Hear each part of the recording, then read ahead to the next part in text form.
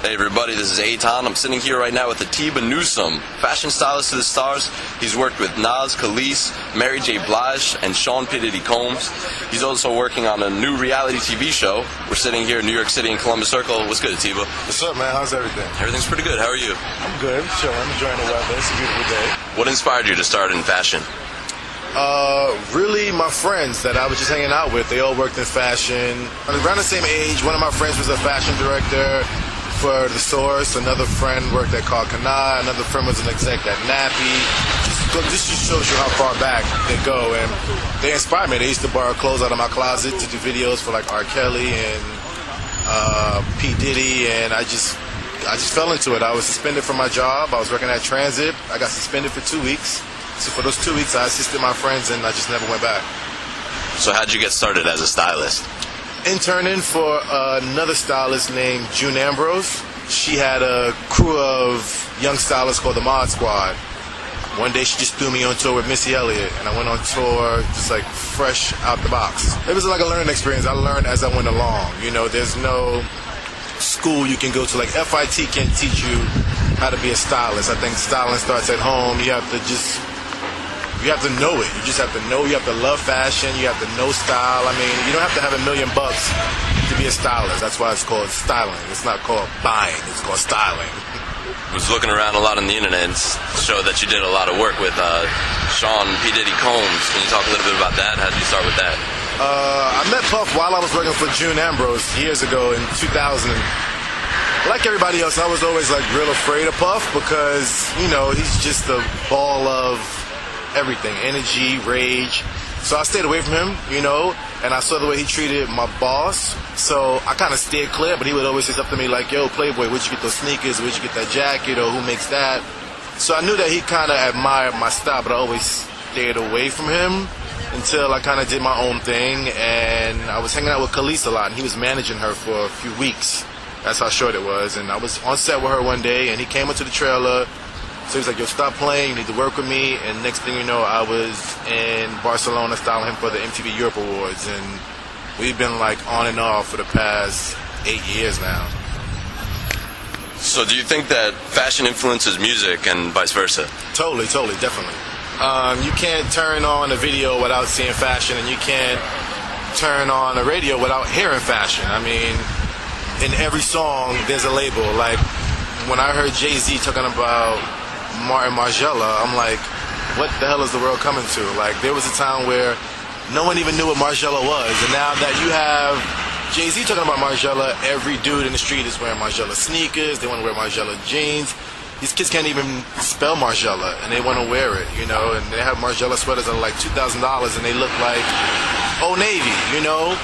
So it's crazy because everything is fashion. Like, it's hand in hand. Fashion and music come hand in hand. You can't have one without the other. Like, everything is image. You have artists who could barely sing, but they're the #1 artists, and they're the most photographed artists. So talking about image, do you feel that an upcoming artist or a band needs to create an image? Definitely. Image is everything right now. It's sad but true. It's not even about the music anymore. You know, there are amazing artists out there that I know about, and I know their music is sick, but nobody knows about them because I guess they're not wearing enough black leather jackets or they don't have enough tats. I don't know what it is, but there are a lot of artists out that are amazing, but they just don't have that image that creates that following, that creates that buzz. You know, everything is about blogs now. Like, if you're not on a blog or, you know, you're not on the internet or, you know, who wore what, like, you're not relevant, which is really sad. It's not even about the art anymore. That's how it is now. It's not even about the art. Everybody just wants to party and look fly now. How does music describe you? Eclectic, versatile, in more ways than one.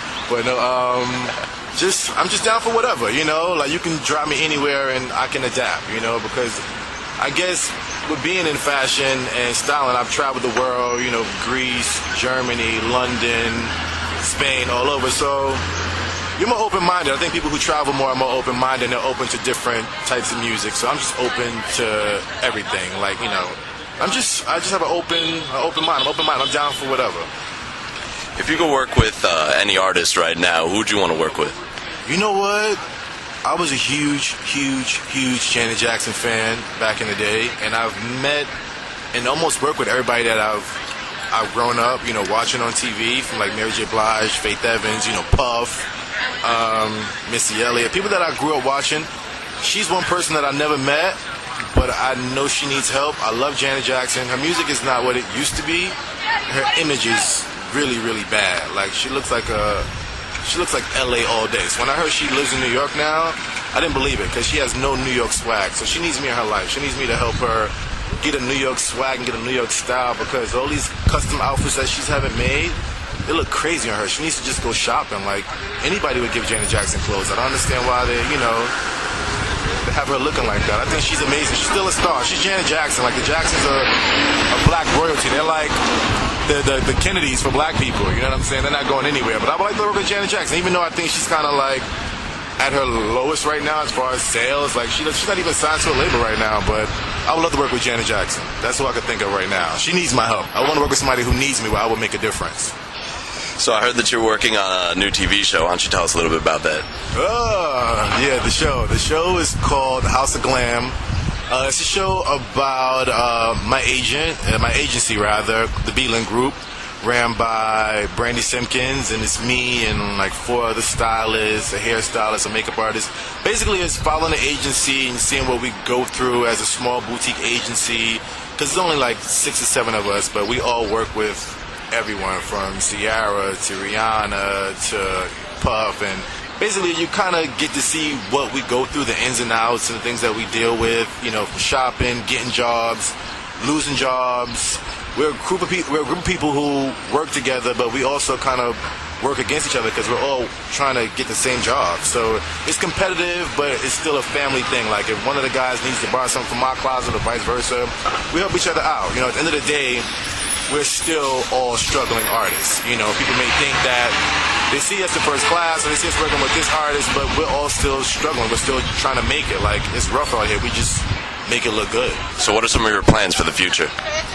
Well, I want to continue to style. I love styling, but I want to get into music as well. I love music. Even though sales are not what they used to be and everything is like on the internet now, I love music. I love music as much as I love fashion. Like, I listen to music every day. Like, I need it. When I hear good music, it kind of feeds my soul. Like, when I see good fashion, it just, like, does something to me inside. Whenever I see, like, a well-dressed woman or, a well-dressed man, I'm like, wow, like, you just fed my fashion soul for the day. And the same thing with music. I love music. I would love to go into A&R. I think I have a great ear for music. I can hear a hit, the first time I hear it. I used to write music, so I know what a dope writer is. There are a lot of amazing writers out there, a lot of amazing talent out there right now. So I don't know, but something with music. I just love music. I love being around talented people. Like, all my friends are talented, so I just want to do something where I'm relevant and I can get paid a lot of money. If that works out, I'm good. No complaints from me. You get like a Renaissance man. Yeah, man. I'm like, whatever. Like, I just finished decorating my new apartment, so one of my friends came over and she said, "Oh, you should be an interior decorator." And I'm like, why not? I could do whatever. I love shopping, whether it's furniture or fashion. Like, I'm down. Thank you so much for your time, Atiba. Thanks, man. I appreciate it. Anytime. This has been Etan Wishnevski, right here in Columbus Circle in New York City. Yeah, you know what it is. Everything I do it big. Yeah, screaming last night when I pulled up